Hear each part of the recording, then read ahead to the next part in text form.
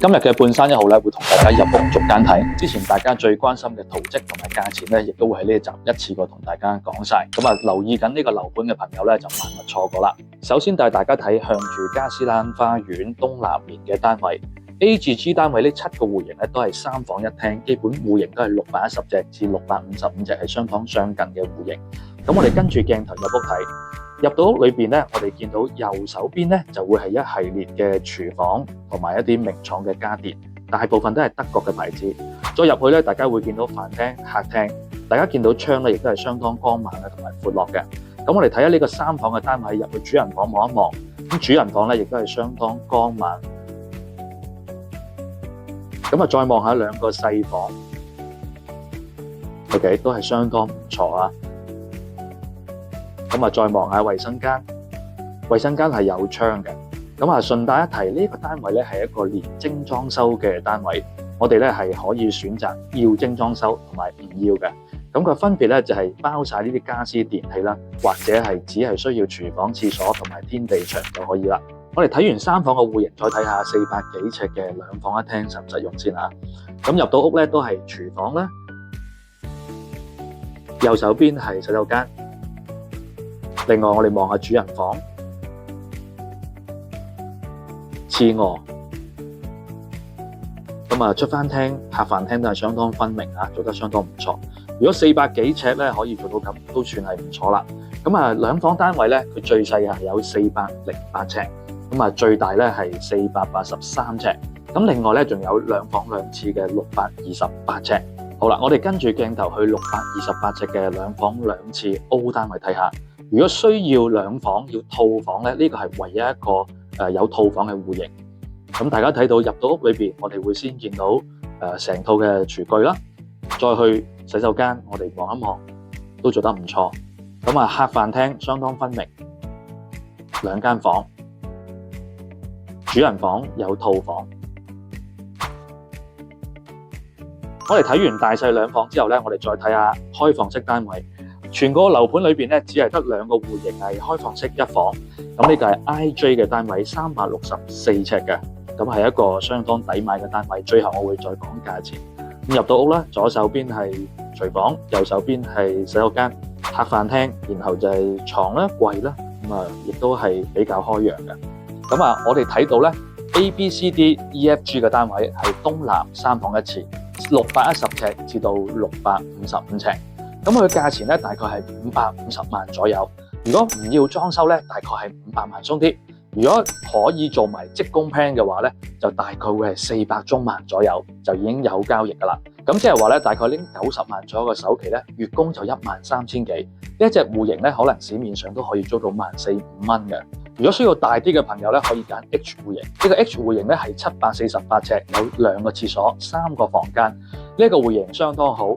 大概會比起 ABCDEFG 咧係貴100萬左右，約莫係500中萬度。咁即係話咧，月供咧可能會係15000幾左右呢個戶型。我哋再睇下2房1廁嘅單位，我哋會見到 LNPR 都係2房1廁。咁最細嘅係406尺，最大係483尺。佢哋嘅價錢咧大概係30400萬左右。但係如果係唔要精裝修，同埋咧係可以即供上會價咧，係可以到 L 嘅話咧係290幾萬嘅啫，300萬都唔使，相當抵買。R 咧都係大概300頭左右嘅啫。如果按300萬計算，俾2成首期60萬咧，供240萬咧，其實月供都係8000蚊上下嘅啫。咁如果係南環區嘅小2房咧，可能都會租到萬鬆啲蚊啊。咁啊，最後再講下 IJ 嘅開放式最細嘅單位啦。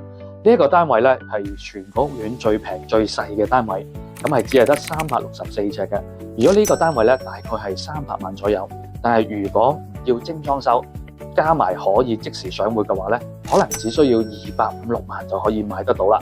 咁即係話只係需要50幾萬首期，月供6000-7000蚊咧就可以買到呢個單位啦。如果買嚟2個單位一齊打通嘅話咧，其實都係500零萬。而家咧冇特別印花稅咧，亦都係一個相當唔錯嘅選擇嚟嘅。我哋講完分層單位之後咧，我哋睇下特色單位。地面1樓咧係一個連花園嘅單位嚟嘅。我哋先睇下所有單位咧，大家都會見到 A、B、C、D 咧2層都會有露台嘅。我哋首先睇下 C、D 嘅樓王單位啦。咁大家入到屋咧，見到 C 單位咧會有一個露台啦。咁上到上邊咧會見到前邊咧會有2個套房先啦。咁啊，其中一個套房係有露台嘅。咁後邊咧，大家會見到有3個 area 嘅。咁啊，先入到去一個空間先，再入到去一個房間，然後入到一個書房，仲有一個套房。咁另外咧，呢個房咧亦都會仲有一個附帶嘅大平台嘅。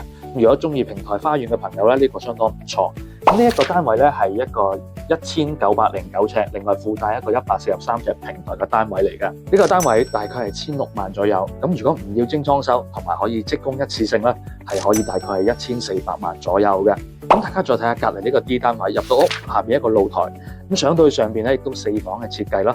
咁亦都見到前邊咧，大家會見到有一個2個房變成1個房嘅一個設計，咁啊亦都有露台嘅。咁再去到後邊啦，大家經過一個走廊啦，咁見到咧有2間房，咁亦都有2個房都係套房嚟嘅。呢2個房亦都可以出到一個平台嘅。呢個單位咧係1870尺加一個165尺嘅平台嘅。咁呢個單位同 CD 都係差唔多嘅一個價錢啦。我哋再睇下 AB 嘅單位啦，2個單位嘅戶型都係差唔多，上下都有露台。咁但係 B 單位咧就會多一個房間嘅。呢2個單位咧大概係12萬左右。如果唔要家電同埋可以即供一次性付款嘅話咧，可能就可以去到大概1000萬鬆啲嘅啫。我哋再睇下 EF 單位，呢2個咧都係一個大2房嘅單位嚟㗎。咁啊，大家都會睇到呢2個單位咧個平台係喺地面嘅，咁所以縱然咧佢個景觀未必有 A、B、C、D 咁好啦，咁但係呢2個單位咧亦都可以喺地面嘅花園上邊咧自製自己嘅景觀。我哋可以做園林綠化水景都係可以嘅。咁上到上邊咧，F 單位由於細啲啦，所以大家會見到冇偏廳嘅。E 單位咧就會多一個偏廳，同埋主人房咧都係會比較大啲嘅。咁呢2個單位嘅價錢咧，亦都係相當相宜，1000萬都唔需要嘅。相信呢一集咧已經可以解答晒大部分觀眾朋友嘅疑問㗎啦。咁如果需要每一個單位嘅細節情況，或者成個樓盤更加細節、更加深入想了解咧，可以歡迎留言或者直接私聊我。多謝咁多位。